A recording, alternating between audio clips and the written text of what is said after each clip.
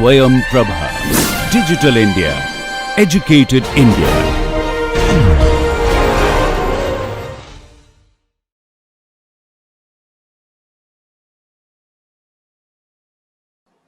Okay, so that lets us fill in one more table here, one more box here. So I talked about the, when it's an onto function, it's skn. When it's unrestricted, it is skm summed over m equal to 1 to n, right? So you're allowed to have at most n bits.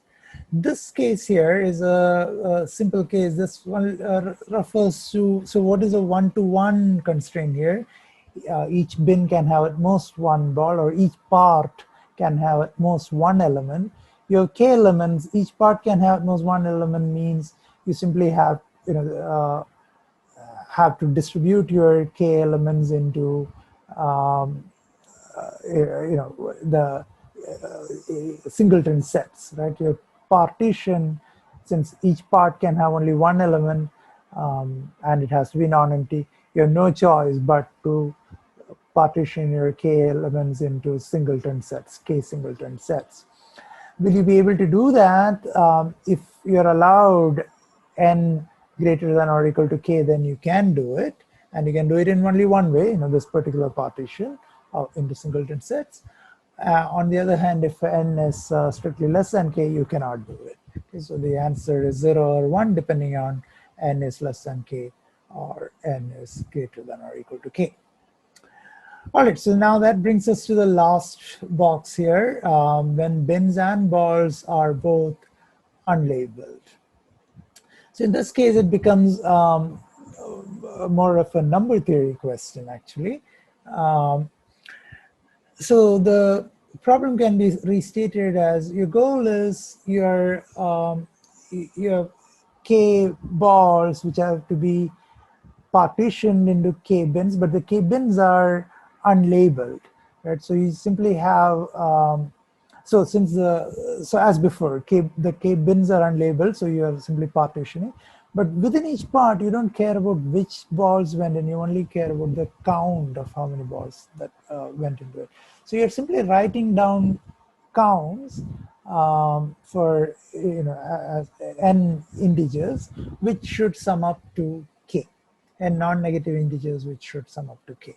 So said another way, you're interested in counting the number of integer solutions to this equation, x1 plus up to xn equals k. We already encountered that.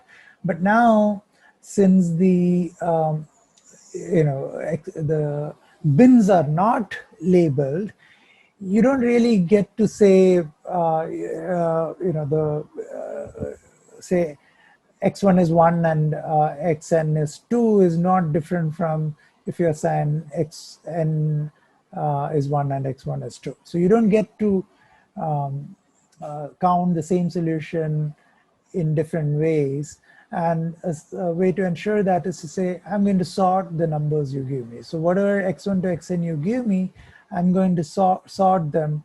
So any different ways in which you reorder, they will all be counted as the same solution. So I'm going to insist that you give me a solution which is sorted.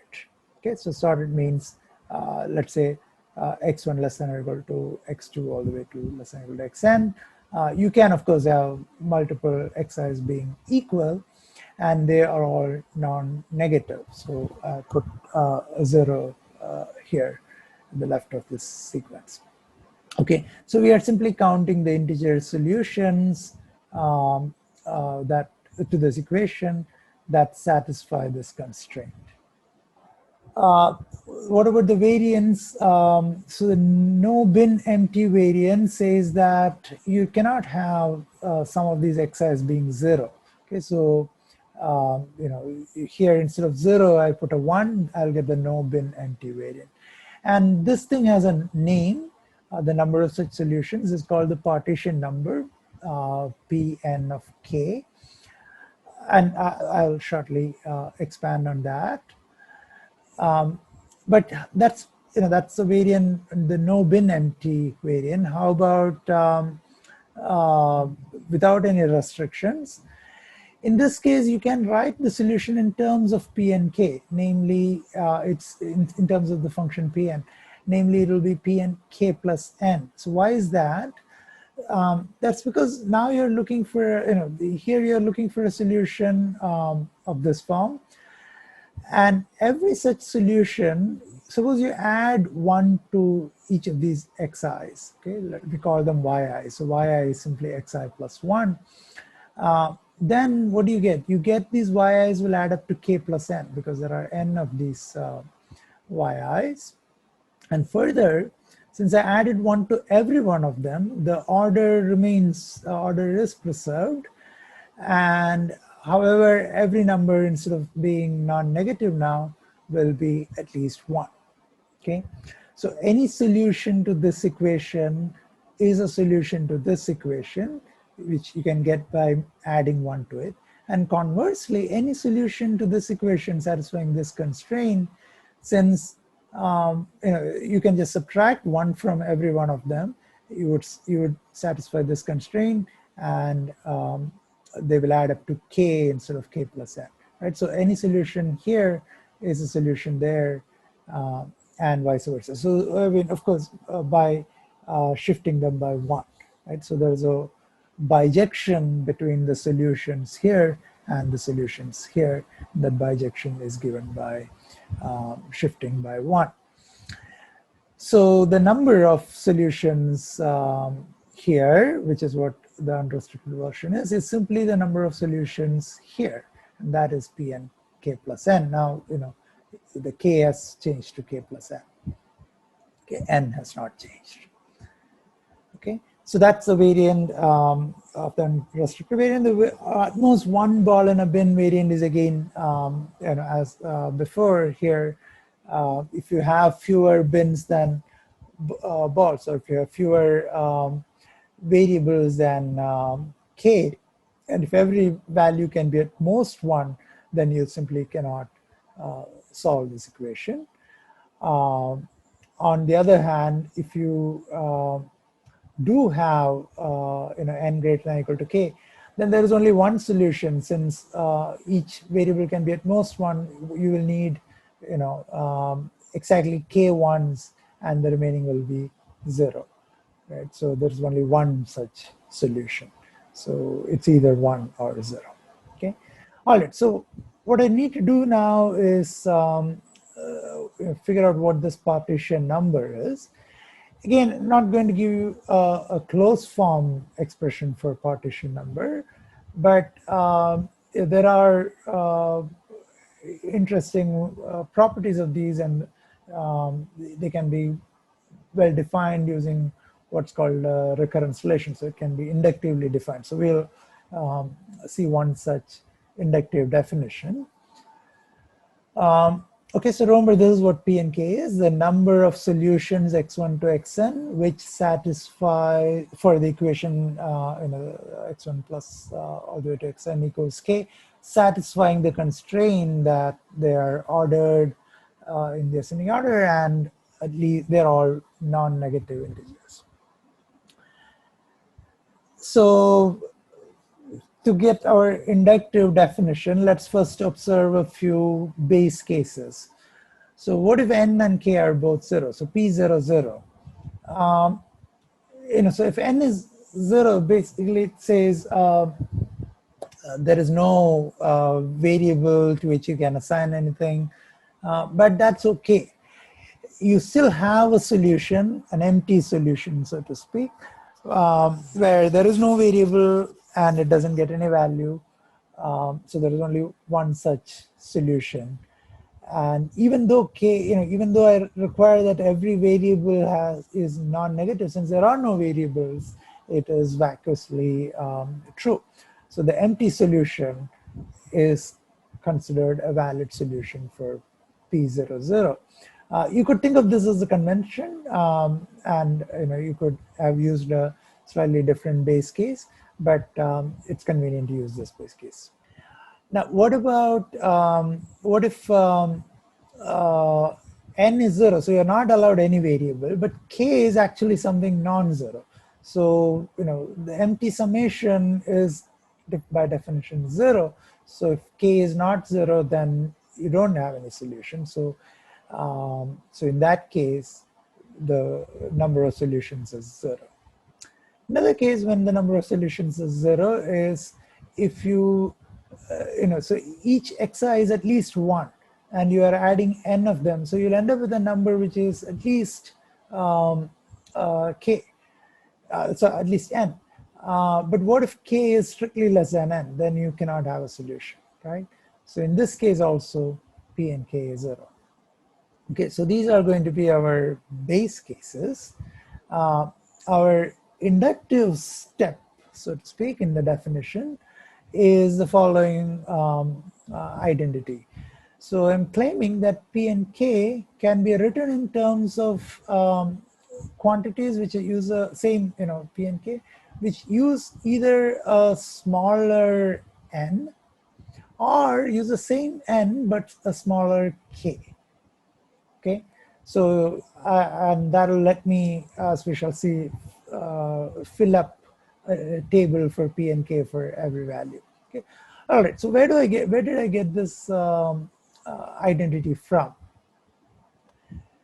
So you could think of counting these solutions in 2 ways, right? So the solution says x1 is greater than or equal to 1. You could count it as solutions where x1 is equal to 1 and where x1 is strictly greater than 1. Right? So between these, all cases are covered, right? x1 is either greater than or equal to 1. So x1 is either greater than 1 or equal to 1. Now, what is this case when x1 is strictly greater than 1? Well, as we saw earlier, you can do something similar here. You can subtract, you can think of subtracting 1 from every one of these. So the new variables will add up to k minus n. There are n variables that will add up to k minus n. And they satisfy some, they satisfy this kind of a constraint, right? So since x1 is strictly greater than 1, when I subtract 1, it remains greater than or equal to 1. And since I'm subtracting 1 from every one of them, the order is preserved. So what I would get is a solution for, same kind of equation, but instead of with k minus n, and with the original constraint, and then, and conversely, any solution for that, I can add 1 to it and make it into a solution of this kind with x1 strictly greater than 1 for k. So the number of these kind of solutions where x1 is greater than 1 is exactly given by p and k minus n. On the other hand, for how many solutions do I have where x1 equal to 1? In this case, consider just dropping this x1. So you have n minus 1 variables. Since x1 is equal to 1, these n minus 1 variables will now add up to k minus 1. And they also satisfy, x2 is greater than or equal to 1. Right, so any solution of this kind translates to a solution for k minus 1 with n minus 1 variables. And conversely, if you give me a solution with n minus 1 variables, I can add x1 equal to 1 to it, and I'll get a valid solution for k. So there's again a bijection between the set of solutions for this equation with n minus 1 variables and k minus 1, and with n variables and k with the constraint that x1 equals 1. Okay, so this set here is exactly the same size as pn minus 1, k minus 1. So that's how I get this identity. Now, from this identity, I'm just going to kind of argue by picture that indeed this fully defines p and k for every interesting value. So the base cases that are shown here correspond to, so P00 is this one, and P0k for all k greater than 0 is here, right? So this row is the first two conditions, and k is strictly less than n is this lower triangle here. Okay, so these are all zeros, and except p0, 0, which is 1.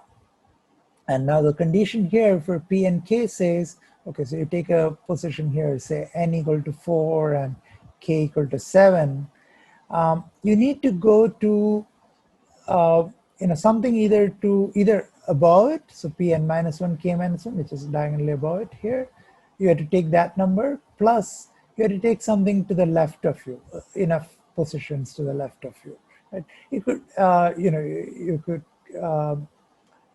since we are only going to be interested in k greater than n, this k minus n is, or k greater than or equal to n, this k minus n is non-negative.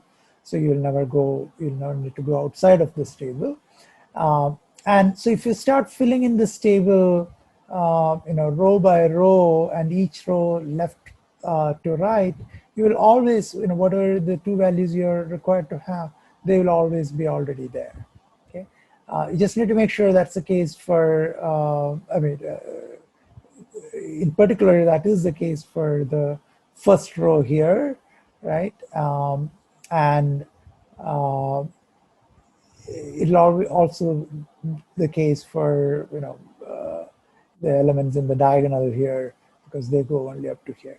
So you'll never go beyond this table, and you'll only go to one row above you, and the first row has already been filled for you, so every row you'll be able to fill. Okay. So this is a function, it is actually a pretty fast growing function, may not be very obvious from the small entries in this table here. There is no EC closed form expression for P and K, but it's a very well studied number. So we'll just leave it at that, okay, in terms of this definition.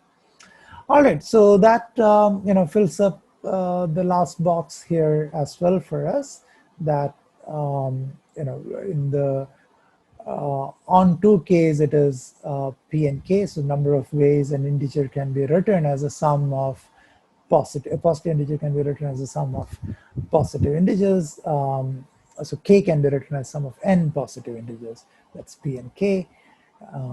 And then if you allow positive and 0 integers, then it is p and k plus n.